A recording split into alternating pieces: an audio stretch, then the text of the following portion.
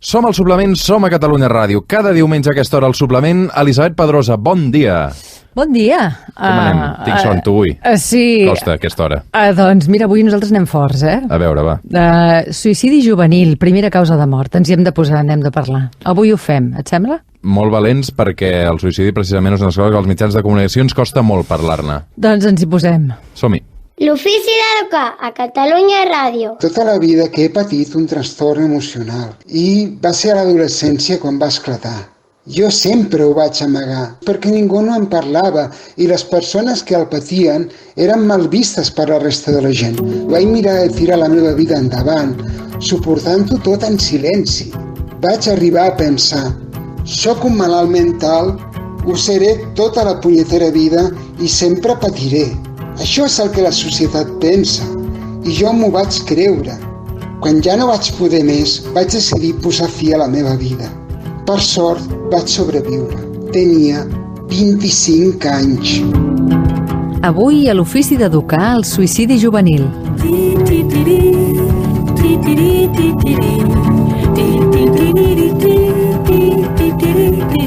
El 1998 un noi de 17 anys es va suïcidar. Aquest és un fragment de la carta imaginada del fill a la mare des del més enllà.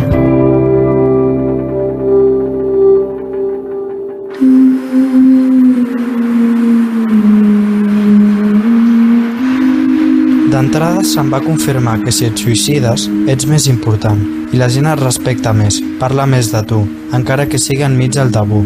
És una decisió íntima i lliure, difícil d'executar. Fa una sensació de poder impressionant i fa més lleugera la impotència de viure. Ja no sabia per què, però ja no estimava la vida i no em feia res anar a un altre lloc, ni que fos ple de cucs.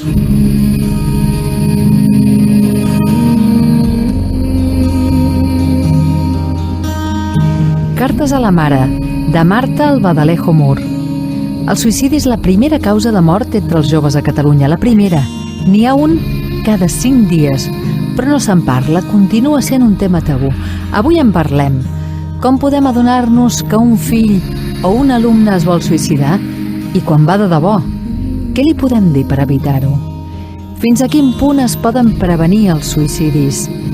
I com es pot viure com a pare o com a mare el suïcidi d'un fill, no com un gran fracàs? Per parlar de la prevenció del suïcidi juvenil ens acompanyen Marta Albadalejo Mur, mestra, filòloga, psicoterapeuta, coach i autora del Cartes a la Mare. Andrés Cuartero, psicòleg i coordinador de l'equip de psicòlegs del Sistema d'Emergències Mèdiques. I Glòria Iniesta, mestra formada en Pedagogia de la Vida i de la Mort, màster en Conducta Suïcida i membre d'APSAS, Associació per la Prevenció del Suïcidi i Acompanyament al Supervivent. L'ofici d'educar, amb Elisabet Pedrosa.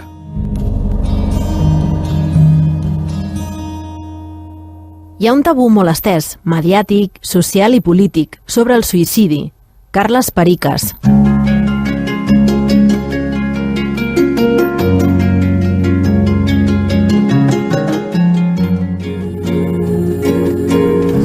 Marta Albadalejo, Andrés Cuartero, Glòria Iniesta. Hi ha un tabú molt extès encara sobre el suïcidi. Encara. Per què penseu que encara ens costa tant parlar del suïcidi? Suïcidi juvenil, que avui en parlarem, suïcidi en general.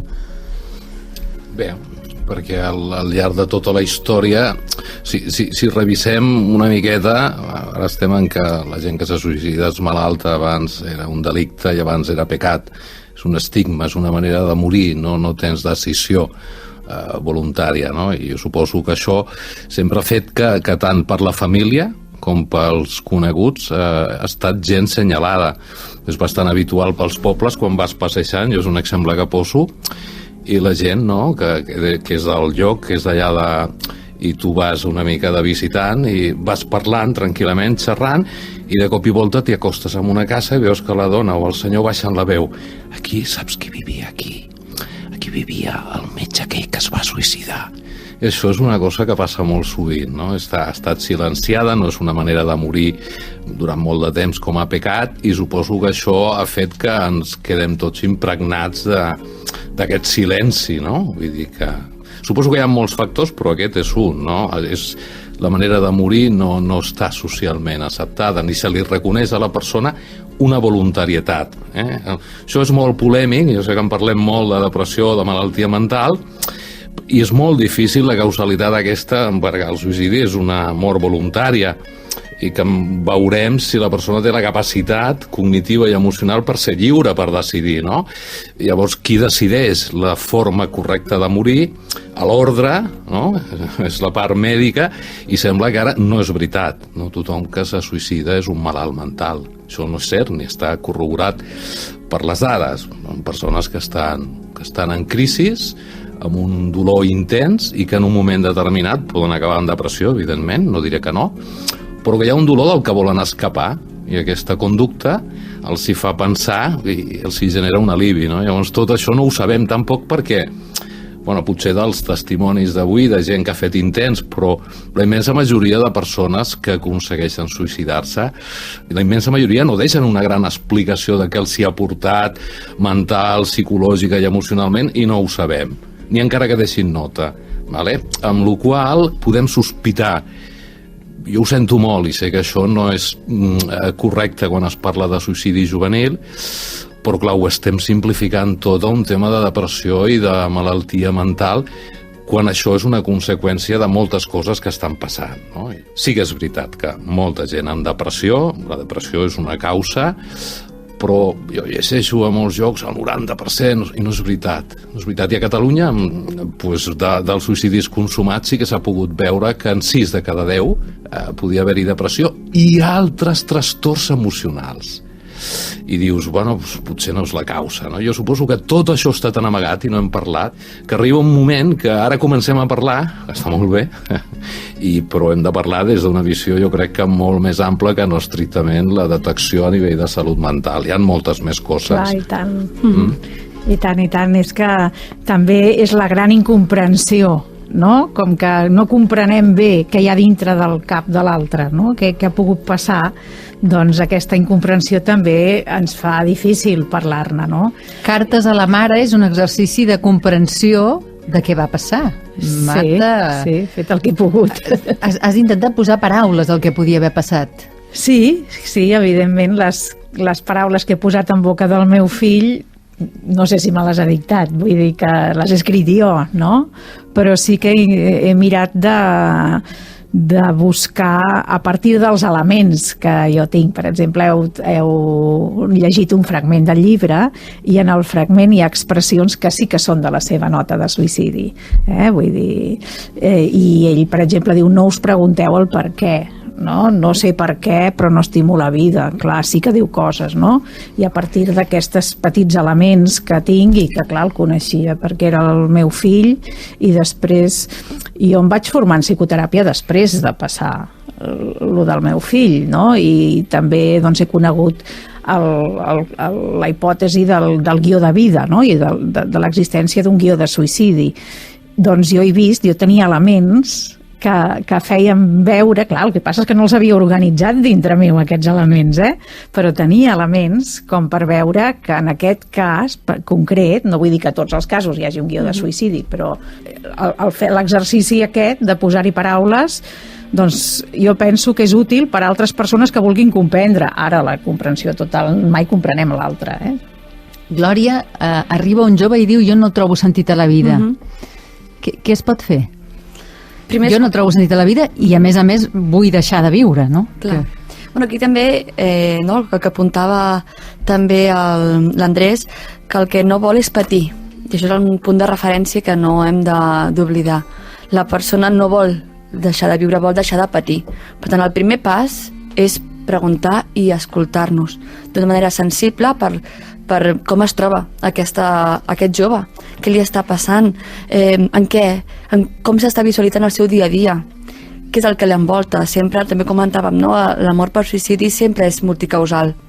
A vegades es dona una visió molt reduccionista, sobretot amb titulars, sobretot amb gent jove. Els titulars que ens trobem avui en dia, molt sovint, no tots, però moltes vegades apel·len al bullying com a única causa, per exemple. I és cert, hi ha molts estudis que avalen que el bullying és un dels principals factors precipitants, però no és l'únic. Per tant, el primer pas, quan algú ens diu no vull viure, és com et sents, què t'està portant aquí, parla més d'aquest sentiment, com és el teu dia a dia, i anar explorant ben bé aquesta frase que recull, si és una ideació de deixar de patir, si hi ha una planificació, i això és una feina que podem fer també tots, no? Comentava també l'Andrés, la mort per suïcidi és un tipus de mort que ens apela a tots i ens afecta a tots, per tant tots som agents que podem ajudar davant d'una frase com aquesta. Hem d'aconseguir que el suïcidi surti de l'armari, on ha estat amagat durant moltes dècades. Andrés Cuartero.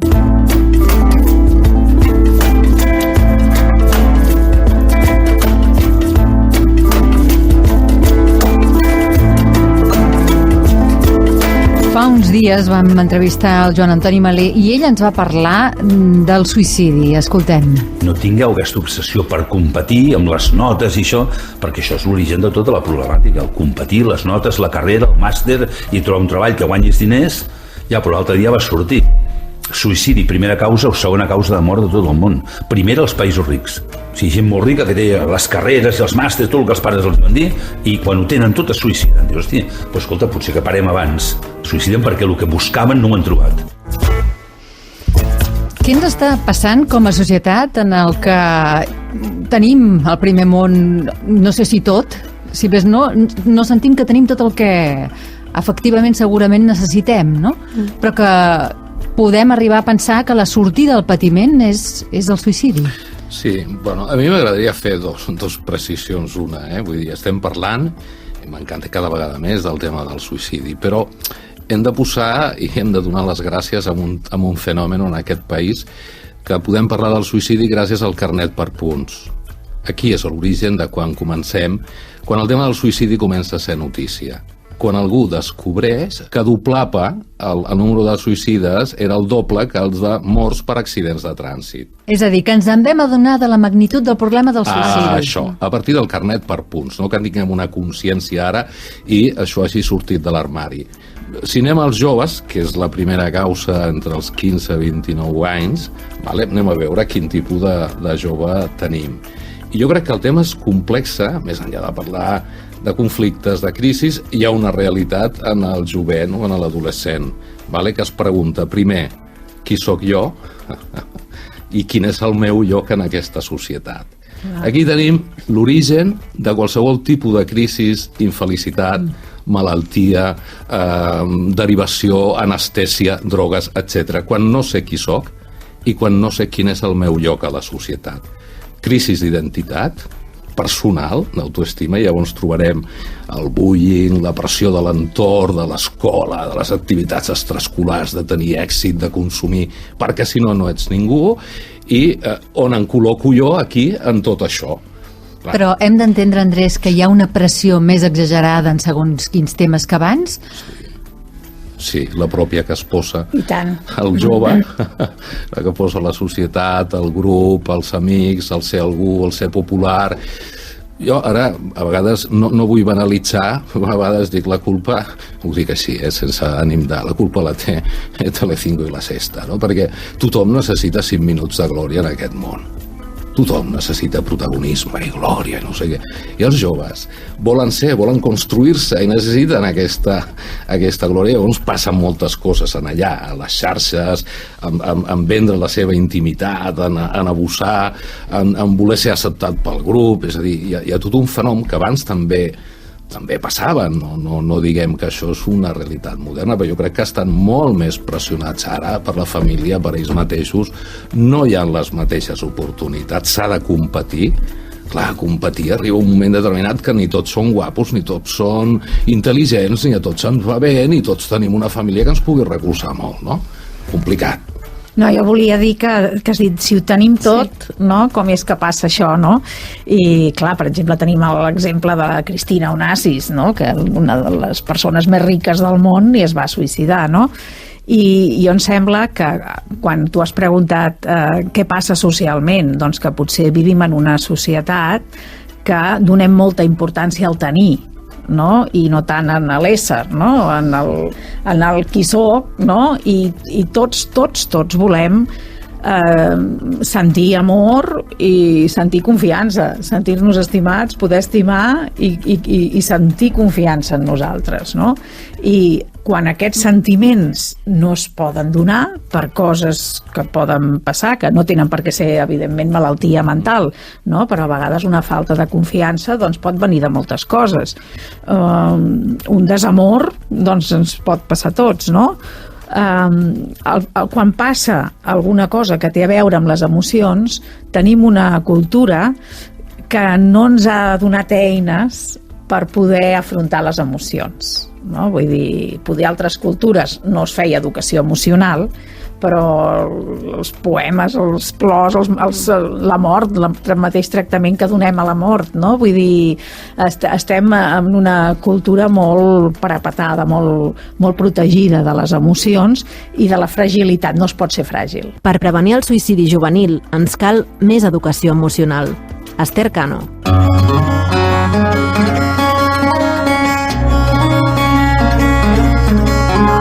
L'ofici d'educar amb Elisabet Pedrosa. El Pep Sotillos té 54 anys i es va intentar suïcidar als 25. L'hem escoltat per començar. Reprenem el fil de la seva història. Quan vaig sobreviure, un amic meu psiquiatre em va derivar a una psicòloga i em van obrir una porta per oferir-me una sortida per poder superar aquesta situació. És un moment molt crític, quan s'ajunta tot el patiment com quan sobrevius a un intent. Tenir una porta oberta és la clau per poder-ho superar. I si mires enrere, Pep, què sents que has aconseguit? He pogut obrir-me als altres tal com soc, deixar d'amagar-me, tenir una vida plena, sentir pau interior. Punyeta, jo això no m'ho creia amb 25 anys. Pensava que el trastorn duraria tota la vida i que el dolor no marxaria mai. A mi m'han fet molt més mal aquests estigmes que no pas el trastorn en si. I els estigmes els crea la societat. Avui a l'Ofici d'Educar parlem del suïcidi juvenil amb la Marta Albadalejo, amb l'Andrés Cuartero i amb la Glòria Iniesta, i hem escoltat el testimoni del Pep Sotillos, que ens ha fet arribar l'entitat obertament. Com podem acollir, com podem gestionar aquest patiment que arriba, i jo no puc continuar vivint perquè estic patint molt. Parlaves d'obertament, per exemple, no? Sí que tenim un teixit sanitari que pot oferir doncs, aquesta primera acollida en crisi. També ho hem de tenir clar, quan hi ha una crisi la sanitat és el que ens farà el referent, el que valorarà el risc i el que decidirà doncs, si ha d'haver-hi un internament o un altre tipus de seguiment. Perquè nosaltres, jo com a mare, què em pot fer sospitar que el meu fill pot desitjar treure's la vida o està passant un moment que moments crítics en l'adolescència, n'hi ha diversos, però que és un moment realment que pot ser perillós. Clar, abans, no, quan comentàvem de l'adolescència, no, és l'època del canvi, no, de la creació de la identitat, i és una època molt vulnerable. Per això també tenim doncs, aquests índexs, no, de mort per suïcidi en aquestes edats, perquè ja per si és una època vital doncs, complexa. De senyals d'alerta acostumem a parlar-ne de dos tipus, els directes i els indirectes. Un directe seria, per exemple, aquestes frases que acostumem a relativitzar, però que tenen la seva importància. No serveixo per res, sóc una càrrega per vosaltres, no sé fer res bé. Aquí ens està detectant, ens estan donant senyals de que hi ha una mena de patiment, que és el que comentàvem, no? Que és el factor determinant. També escrites. Moltes vegades ens trobem amb professorat que es troba en exàmens, per exemple, o en algun text, doncs, indicis de que aquella persona doncs, està pensant doncs, en morir. Això serien senyals directes. Fer recerca a través d'internet, de les xarxes, de mitjans. Desafortunadament tenim forces pàgines i blogs, youtubers que parlen doncs, de maneres, no? de morir, de mètodes. I després tenim els senyals més indirectes, que són potser els que són més difícils de detectar, però que des de la família, una mare, un pare, una àvia, sap veure quan hi ha canvis que van més enllà, propis de l'adolescència. Conductes de risc de manera inesperada, vull dir, el canvi és el que marca la diferència.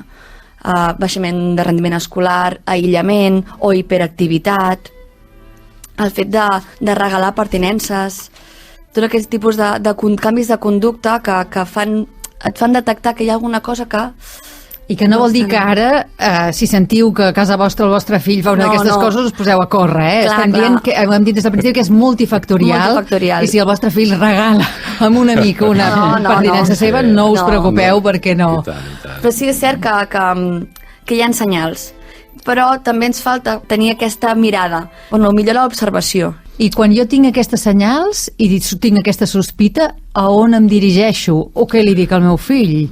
On busco ajuda com a pare-mare? Podem tenir informació, cal que en parlem, cal que surti de l'armari, cal que veiem indicadors, però tot això no ens explicarà una comprensió absoluta, perquè penseu que darrere de la persona que aconsegueix suïcidar-se és una de les morts que deixa els que queden al darrere amb uns sentiments de culpa de no haver-ho pogut evitar. I això la gent que ha passat per aquesta experiència, per tant, no agafem aquests senyals d'alarma o indicadors com l'element preventiu que impedirà fer això. Són més elements que tenim per fer parlar. Jo a vegades peco de molt simplista, de molt senzillet, però dic que un problema parlat és menys problema. Per tant, si en parlem, si fem que la gent parli, no serà tant de problema, podrem fer coses. Perquè dius, ostres, que això és contra natura, no? Dius, normalment, per què la gent se suïcida? No? Quan viure fa mal, no? Dius, ostres, no? I en aquest sentit entra un concepte que a mi m'agrada subratllar, perquè jo crec que això es respira pels poros del jovent o de nou, i que no sempre ho veiem, que és la desesperança. Vull dir, la il·lusió, el projecte, la identitat, tenir un lloc, hòstia, ens projecta cap a algun lloc, no? El testimoni abans, he tornat a recuperar, parlava d'identitat i de camí, de projecte, no? I llavors, quan hi ha desesperança, hòstia, això es manifesta psicològicament en el que parla, en el que diu, en el que fa, s'anestèsia, les conductes de risc, el drogar-se, en les cançons, en les pel·lícules, escriure a internet, i llavors dius, ostres, doncs està una mica atents a això, i el que hem dit sempre en altres problemàtiques de jovents, no? Parlar amb els pares, amb els amics, no tancar-se, no aïllar-se, no? Com un problema, quan no el parlem, ens anem a l'habitació i comencem allà a rumiar, hòstia, i el jovent encara més, perquè dramatitza. O sigui, una dificultat, per l'adult és una dificultat, també dramatitzem, però per un jove, una dificultat, un desencís, no sé, és un drama. Sí, i tots ho recordem, I tots ho recordem perquè ho vam viure així. Amb el qual dius, si a sobre et tanques, ostres, i t'aïlles, doncs ja l'hem liat. Això ho hem de cuidar des de ben petits. Clar, hem de facilitar que aquest espai familiar, el més directe, de fet, també l'escola, òbviament, l'institut, però hem de facilitar que aquest entorn comunicatiu hi sigui des de que ho cuidem molt bé, perquè si no després en aquesta època on de manera natural l'adolescent el que vol és tenir el seu espai, tenir els seus referents, si aquest primer pas no l'hem donat ens és més difícil. També passa en el món de l'educació, a les escoles.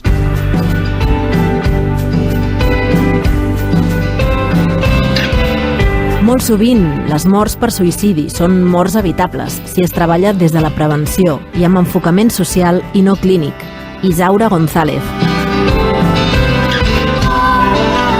Avui a l'Ofici d'Educar, parlant del suïcidi juvenil, parlarem de fins a quin punt és o no evitable. Escoltem el testimoni també de la Núria Prats. Recordo que vaig patir un intent de suïcidi en 16 anys, del qual em van derivar a l'Hospital de Salut Mental per a Joves de la Maternitat, del Clínic. Encara recordo la meva família plorant i el meu avi desconsolat darrere la porta.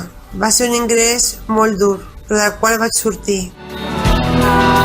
I quin és el missatge que donaries als joves? Us dic a tots vosaltres que sou joves que si teniu una situació d'assetjament, de malestar, d'ansietat, depressió, o us trobeu malament, ho heu de comunicar-ho als familiars o amics. Heu de parlar-hi, posar-li veu, perquè de tot se'n pot sortir. Actualment faig activisme, faig voluntariat, m'he empoderat, tinc un blog i tinc un canal de YouTube. Aquest és el testimoni de la Núria Prats que ens han fet arribar els companys obertament. Llegiva cartes a la mare de Marta Albadalejo Mur. Feia molts anys que havia perdut l'esperança de ser comprès per ningú. Creia que no podia explicar el que em passava perquè si ho explicava decebria les poques persones que encara m'estimàveu. Aquesta és la carta imaginada del fill de la Marta Albadalejo. Ella ha intentat, ho dèiem en començar, posar paraules al que ell podria sentir. Abans parlàvem de la importància de comunicar-se, però també hi pot ser que hi hagi una gran dificultat realment de sentir-se comprès, no?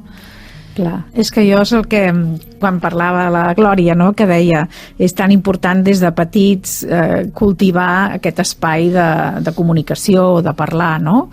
Jo puc parlar des de la meva experiència com a mare. Nosaltres érem una mare i un fill que parlàvem moltíssim i a casa es parlava molt, diguéssim, no? I el meu fill parlava molt i molt bé i sabia comunicar perfectament, no? El que passa és que quan algú ha pres una decisió de tenir un espai privat que no vol que hi entri ningú, doncs és molt hàbil per dir altres coses, no? Però sí que jo reconec que parléssim no vol dir que poguéssim parlar de les emocions. Perquè per parlar de les emocions has de saber parlar de les emocions. I jo no en sabia, la veritat, no? En sabia molt poc, perquè tampoc jo de petita recordo que parléssim de les emocions. Vull dir que parlar de les emocions és una habilitat que s'entrena. I hi ha cultures en què és molt fàcil i a la millor amb les cançons, amb les actituds, hi ha tot aquest vocabulari i tota aquesta expressió emocional, i hi ha cultures que hi és menys, no?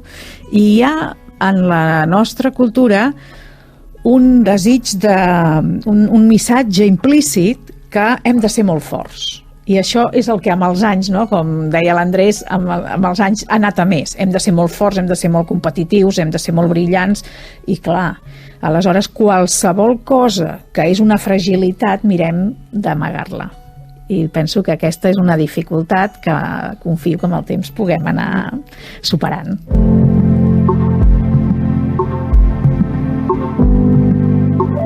Les conductes d'autolesió dels joves s'han popularitzat per la capacitat de les xarxes socials. Carles Alstuey. El suïcidi juvenil avui a l'Ofici d'Educar amb la Marta Albadalejo, l'Andrés Cuartero i la Glòria Iniesta. Escoltem un nou testimoni, en aquest cas un testimoni que s'ha volgut mantenir en l'anonimat. Un noi que ens explica quin va ser el desencadenant de la voluntat de deixar de viure. L'origen de la crisi que vaig patir va ser degut a una ruptura que vaig tenir amb la meva parella i, a més, se'm va sumar la mort d'un familiar molt proper al cap d'una setmana. En principi em va generar molt de nerviosisme, molta tristesa, em sentia molt trist, no tenia gana, dormia molt malament i després tot això va començar a exagerar-se amb altres sentiments, vaig començar a sentir-me sol, també m'enfadava o m'irritava molt fàcilment. Tots aquests pensaments que tenia i sentiments es van començar a agreujar fins que va arribar un moment on jo em vaig començar a pensar el significat de la vida, si tenia sentit estar viu, i vaig tenir algun moment on vaig arribar a pensar que seria millor estar mort. Abans ho dèiem, fins a quin punt es pot prevenir el suïcidi? Com es poden tornar les ganes de viure una persona que ha perdut aquestes ganes de viure? Bé, jo crec que Glòria ho comentava abans d'alguna manera, jo crec que és la idea fonamental, que és un estat temporal. Això no és una situació permanent, pot durar més o menys, no? Llavors és temporal, per tant, si és temporal, i jo dic que el suïcidi sempre neix o es construeix en el cap de la persona, que interpreta, que hi pensa. Per tant, si això neix en el cap i a més tenim aquesta possibilitat, doncs llavors ho podem reconvertir. Qui de nosaltres no veu, ja no parlo del suïcidi, no veu la realitat d'una manera determinada perquè s'ha encaparrat i va allà, no?, amb una idea fixa i passa alguna cosa, xerra amb algú, se'n va a dormir, s'aixeca i veu una altra òptica, una altra dimensió. Per aquí és per on s'ha d'anar, no? Si està massa tancat i no es veu és difícil, no? Si això es pot exterioritzar, es pot parlar, perquè i jo crec que és complexa perquè parlem a vegades d'això com una conducta només centrada en el suïcidi. Jo crec que el tema és molt més gran. Si ara agafem la quantitat de joves que s'autolesionen fent-se talls, aquests jocs de la balena blava, no sé què, gent que abusa d'alcohol, però no perquè faci consum, perquè abusa, com una conducta autodestructiva, tema d'alimentació, tema de conductes de risc al cotxe, de caps de setmana. Estem veient conductes que moltes responen, si són amb una edat determinada, és com una resposta, és com intentar tenir un alivi d'aquest dolor, d'aquesta tensió. I és veritat que la tolerància a la frustració és petita, més petita que abans. Els nostres pares, que havien viscut situacions difícils de guerra, de mancances, van tenir un entrenament en esforç i en sacrifici i una molta més tolerància fins i tot a l'amor, que es morissin fills, quina família tenien 7 o 8, no hi havia condicions sanitàries, moria algú, les mares t'ho explicaven, sí, havien patit, però t'ho explicaven. Ara no, ara tenir una criatura sembla més una malaltia i un procés que s'ha d'acompanyar perquè és superangoixant, no? Llavors, en tot això, vull dir, si entenem aquests condicionants socials i entenem des del punt de vista per prevenir que s'han de fer des de moltes instàncies, sabem que és una realitat que neix en el cap, que és a partir de pensaments i d'interpretacions que estan molt esbiaixades per lo que comentava la Marta. Les emocions posen color en allò que pensem. I comencem aquí amb un cercle viciós. Em sento malament, penso que sóc una piltrafa, al final això em sento pitjor, em sento desesperat, no tinc res a fer a la vida i al final necessito sortir. Jo us he de dir que quan preparava aquest programa ha vingut una companya de feina, que n'hi deu haver molts casos, i m'ha explicat que coneix un noi que des dels 11 anys, que també la Marta al llibre ho apunta, després de diversos morts properes es va començar a intentar suïcidar, ara en té 21, i la mare té clar que l'objectiu vital del seu fill és matar-se. Tal com us ho dic, Jo he conegut casos, sí. Jo si puc... Digues, Marta. No, jo voldria dir que, clar, amb una persona que es vol suïcidar no pots argumentar, perquè moltes vegades són persones molt intel·ligents i amb molta capacitat argumentativa, val? No tots, però sí. Vull dir, jo em vaig formar amb un psiquiatre italià molt reconegut i ell no sabia res de la història del meu fill i jo li vaig fer un dia una pregunta a classe sobre models cognitius, i aleshores em diu, yo no quiero que mis hijos sean inteligentes porque los inteligentes se suicidan. No vol dir que sigui una regla de 3, no? Però vull dir que a la millor tenen més capacitat argumentativa que nosaltres, però hi ha una cosa que no són els arguments, sinó que és el mal que faràs als altres. Penso que és una cosa que és irreversible, perquè tots tenim dret a equivocar-nos a la vida i tots els que tenim uns quants anys ens hem equivocat moltes vegades en moltes coses, però si penses després que t'has equivocat ja has fet tard perquè no pots tornar enrere, no? I després el fet que no hi ha ningú que visquem sols en el món, sinó que vivim amb altres persones i, per exemple, els pares, els germans, si hi ha fills, la parella, i després és que els companys de classe, per exemple, els amics, l'ex, no? Vull dir, realment és una opció vital que és totalment lliure, que la persona evidentment la pot prendre, però que si la pren farà molt de mal a moltes persones, no? I això ho ha de saber i se li ha de poder dir, a mi em faries molt de mal i no pensis que la meva vida seria fàcil després. És una opció vital, Andrés? Jo sé que això no s'accepta per la corrent pensadora respecte al suïcidi, que és molt bio. I jo crec que el que diu la Marta, jo crec que hi ha un component viu, de biològic, psicològic i social. I des d'aquest punt de vista potser no és majoritari, però tenim un debat ètic en la nostra societat, que estem parlant de l'eutanàsia, que és el dret a morir. No està, a vegades, molts de les persones que se suïciden és per una situació intolerable d'una malaltia física.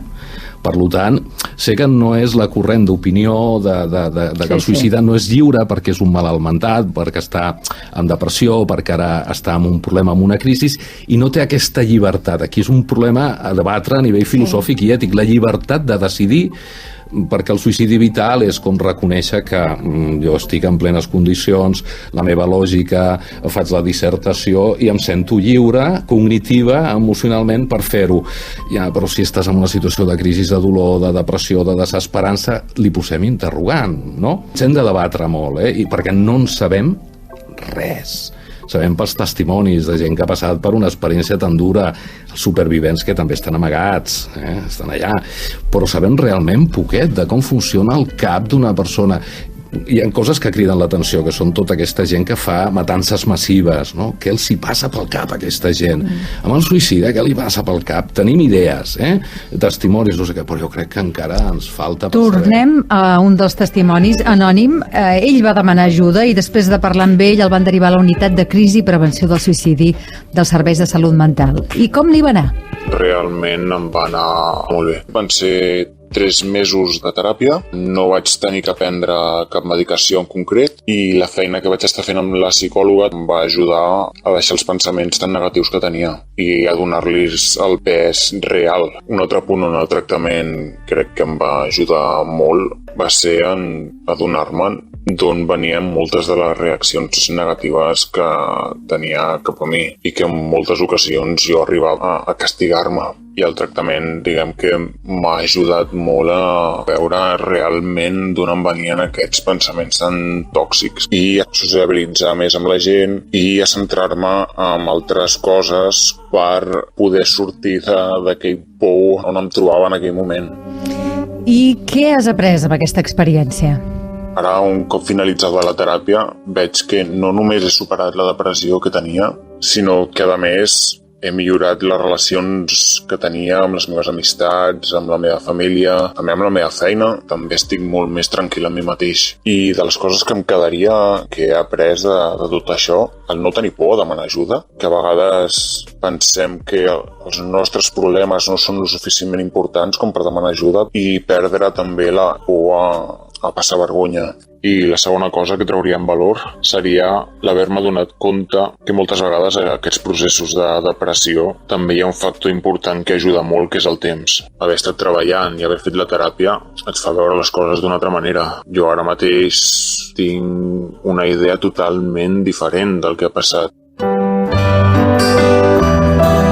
Per tant, entenem que a partir de la teràpia es pot tenir l'esperança de canviar la manera que dèieu, no? La manera de veure la vida, de veure la negativa, de veure-la en positiu. Jo, després de llegir Cartes a la mare, de la Marta Albadalejo Mur, una de les preguntes més potents que tenia és com es pot viure com a pare-mare el suïcidi d'un fill no com un gran fracàs, és a dir, abans ho dèieu, la culpa.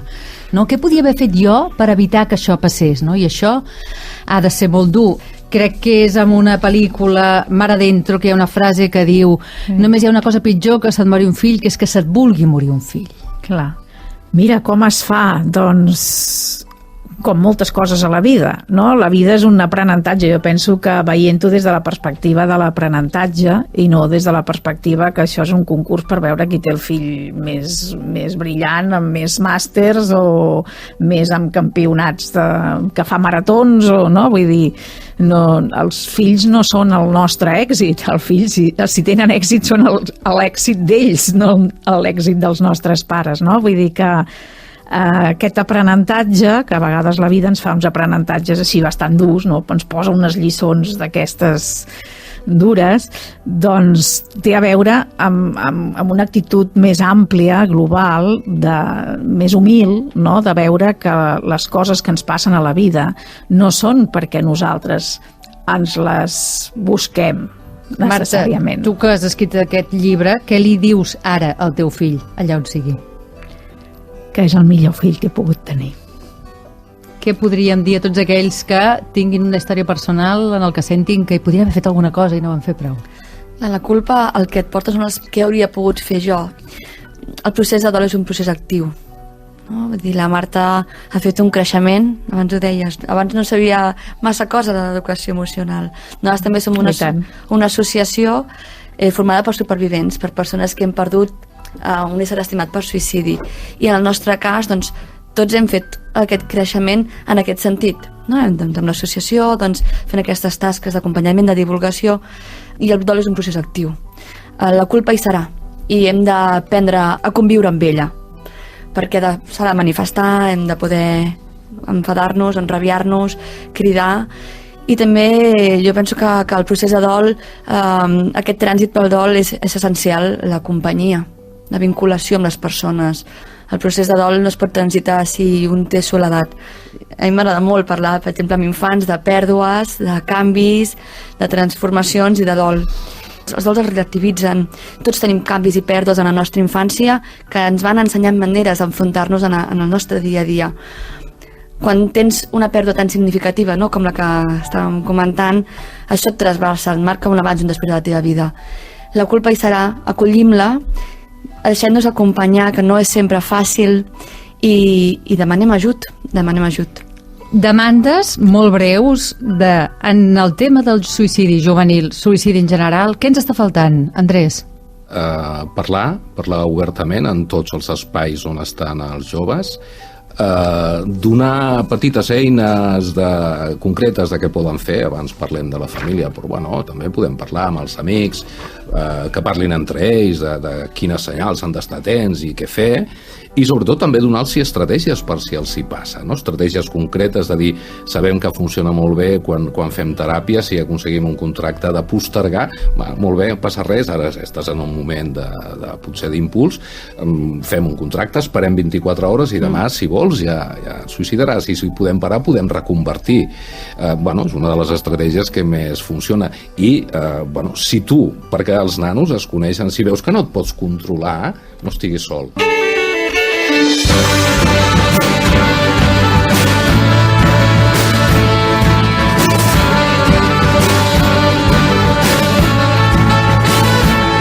Doncs Marta Albadalejo, Andrés Cuartero, Glòria Ineste, gràcies per haver-nos acompanyat en aquest tema delicat en el que hi hem posat sensibilitat, amor, comprensió i una mica d'esperança. Què us sembla? Sí. Gràcies. I tant, això sempre. L'Ofici d'Educar amb Elisabet Pedrosa. Podeu escoltar tots els programes a Cat Ràdio, l'Ofici d'Educar. O bé seguiu-nos al Facebook de l'Ofici d'Educar o us baixeu al Telegram i busqueu l'Ofici d'Educar.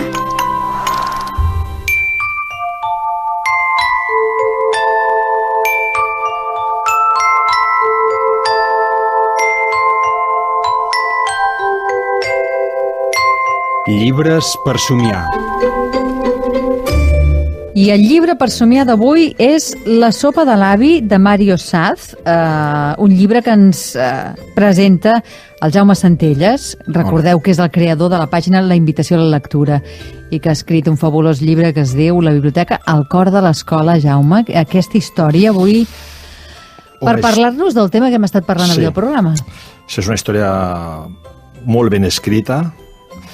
Seria un llibre per joves que parla d'una noia que decideix acabar amb la seva vida i és el tema de l'anorèxia, deixa de menjar. I aleshores, en fase terminal, el seu avi s'entera, sap què està passant i decideix posar-hi remei. S'instal·la a casa i li prepara una sopa. Li va preparar una sopa i és allò dels... Que bones són les sopes de les àvies. I de l'avi, en aquest cas és un avi. I cada dia ell... I dels avis, ara no vull que et sentis al·ludit, Tu segur que també fas bones sopes. Cada dia ell li porta un ingredient i comença a dibuixar-hi. Mira, això és l'api. I li explica històries de l'api. L'altre dia li dibuixa i el toquen, el miren, i mica en mica van passant el temps, li diu, amb això et faré la sopa, no? El puerro, la ceba, el no sé què, fantàstic, no? I al final, cap a 3/4 parts del llibre, amb la conversa, amb l'amor que li ofereix l'avi a la noia, al pas del temps i la sopa que li prepara aconsegueix que la noia es guareixi i torni a la seva vida habitual. A tenir ganes de viure. A tenir ganes de viure i a viure. És bonic perquè després la segona part és el retorn, perquè l'avi també cau malalt, però no ja per anorèxia, sinó perquè ja té una edat, i és com la noia, al seu torn, li retorna la sopa i li fa els cuidados i la cura que ha de tenir per... al final no l'expliquem, perquè és molt bonic. Crec que és una bona novel·la pels nois i noies de 12 a 13 anys per acceptar-se a si mateix, per sentir que l'estimació i l'amor també cura. Doncs La sopa de l'avi, de Mario Satz, publicat per Babulinka Books. Gran llibre. Fas sopes, tu? Faig sopes. Sí? Són bones? Deixem-ho aquí. Ja. Gràcies, Jaume.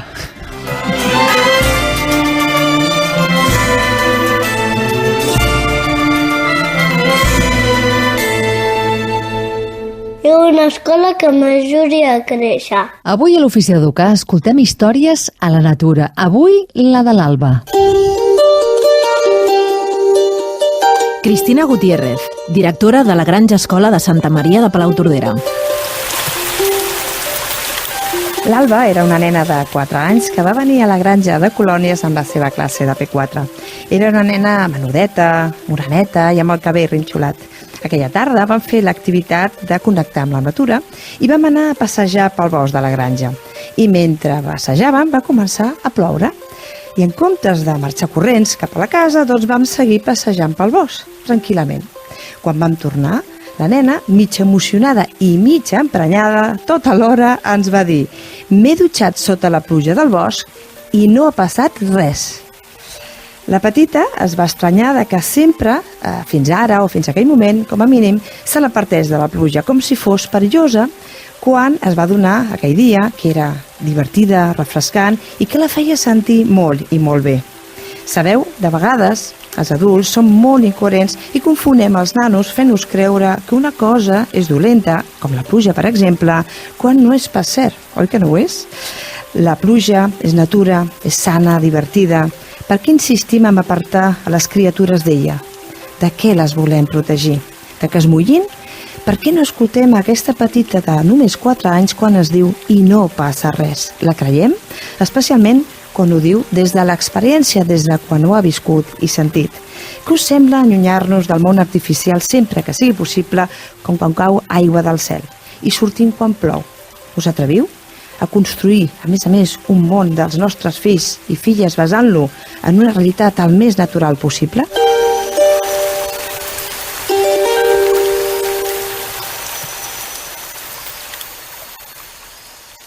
A Catalunya Ràdio, l'Ofici d'Educar. Torna-la a posar. I a l'Ofici d'Educar posem punt i final sempre. Em torna a posar el José Luis Santiso. Avui, cançons per acompanyar moments difícils, perquè arribar a creure que l'única solució de la vida és la mort és un moment realment molt difícil. Què ens has portat avui, José Luis? Tu saps que els músics som gent molt sensible. En la història de la música n'hi ha molts suïcidis. Els músics també són persones i en aquests moments una cançó et pot salvar. Una cançó et pot salvar la vida. Et pot salvar la vida. Ens dius avui. Com a mínim et pot donar un temps d'esperança. I avui ens has portat una cançó que ens podria salvar la vida.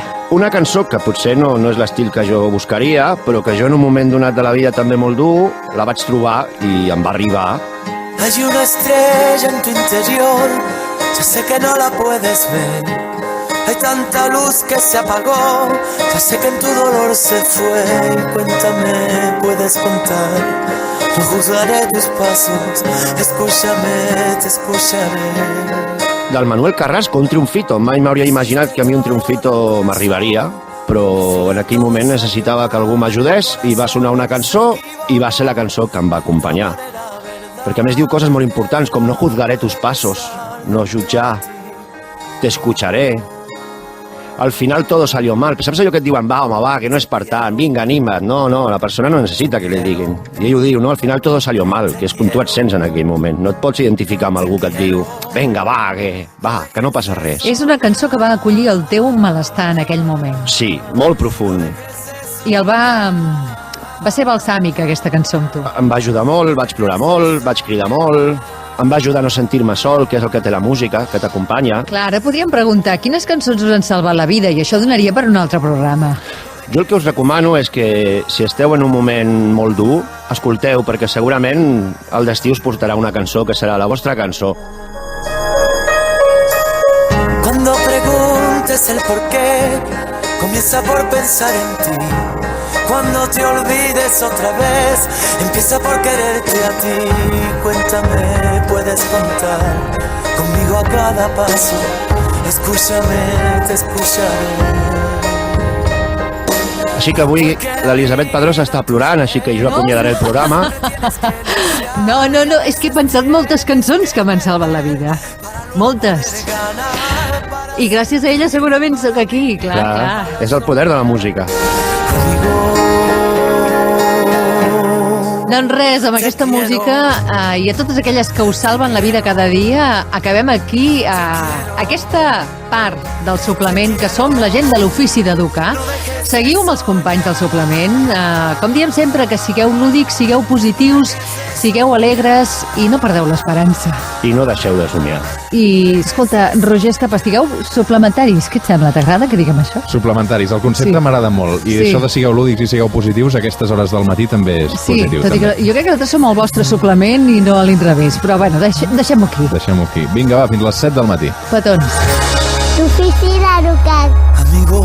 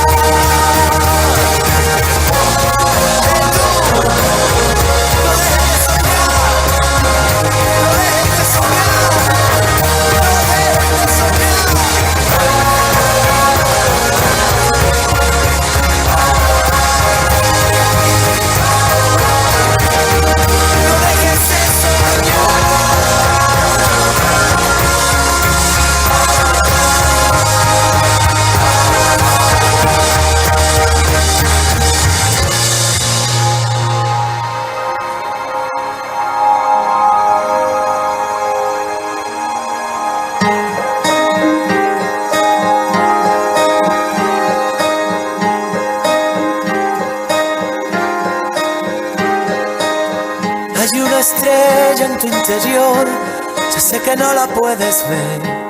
Hay tanta luz que se apagó. Ya sé que en tu dolor se fue. Y cuéntame, puedes contar. No juzgaré tus pasos. Escúchame, te escucharé. Pusiste todo el corazón. Al final todo salió mal, el corazón se equivocó, pero tu amor era verdad, la realidad puede pesar dentro de ti, amigo.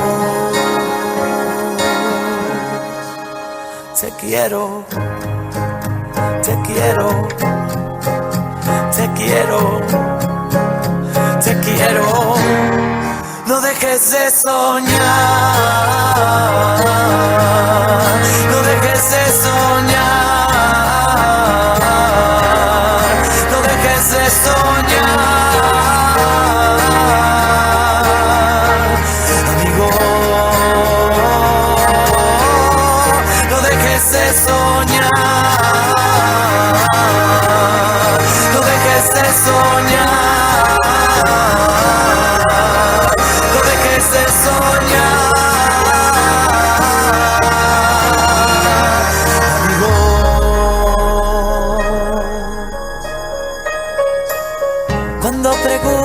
El porqué, comienza por pensar en ti. Cuando te olvides otra vez, empieza por quererte a ti. Cuéntame, puedes contar conmigo a cada paso. Escúchame, te escucharé. Porque la vida tuya es y siempre tienes que luchar y a veces tienes que perder para luego poder ganar, para sentir, para vivir, para soñar, amigo. Te quiero, Te quiero, te quiero, te quiero. No dejes de soñar, no dejes de soñar, no dejes de soñar. Amigo, no dejes de soñar, no dejes de soñar.